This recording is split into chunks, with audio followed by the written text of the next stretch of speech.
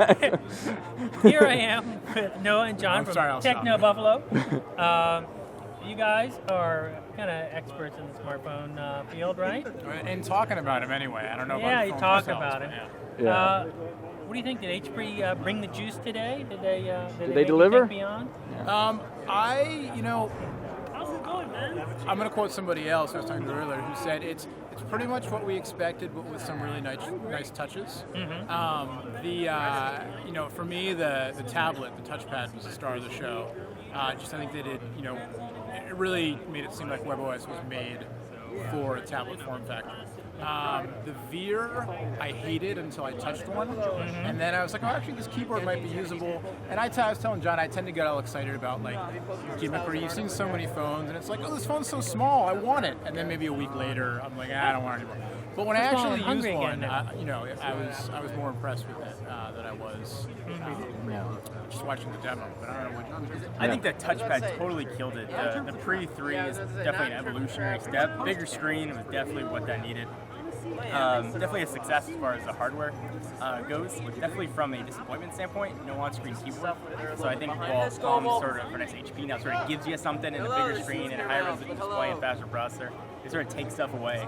You mean no slab form factor? That's what you're looking Not for? actually even a slab form factor. A lot of devices that have physical QWERTY keyboards also have on-screen keyboards.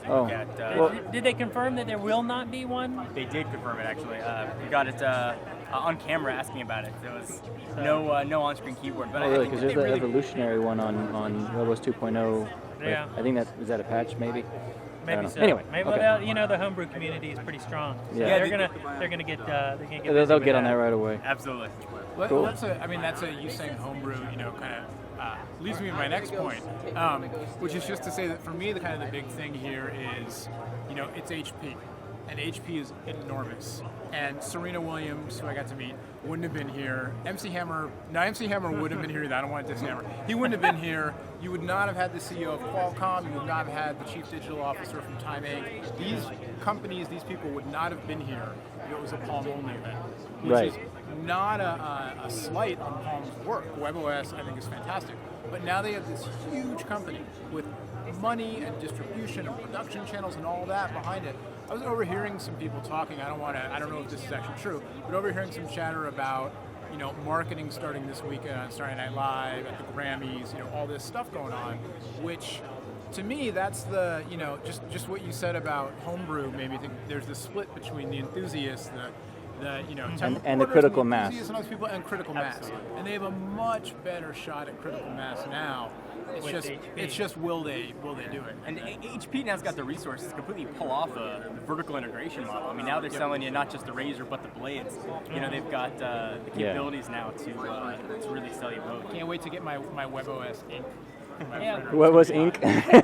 What do you think about the announcement that the webOS ecosystem would start appearing on PCs?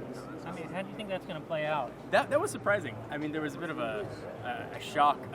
It was a little bit light on information. Certainly, it's going to be a very skin vague. on top. I think probably what we're going to see is the app ecosystem, probably existing on the desktop, which is fantastic. You can sort of bring your favorite apps from your tablet or now your Pre-3, right to the desktop. So there's going to be a lot of integration. Palm syncing abilities to keep everything sort of sunk up. That's where it is Nice. awesome. I mean, if I can sunk my business up by like tapping my phone against the computer instead of How cool was that? Right, and that's probably the kind of stuff they're going to do. I was playing around with one of the webOS enabled Palm or HP printers at a trade show recently, and it was kind of like, okay, this is silly.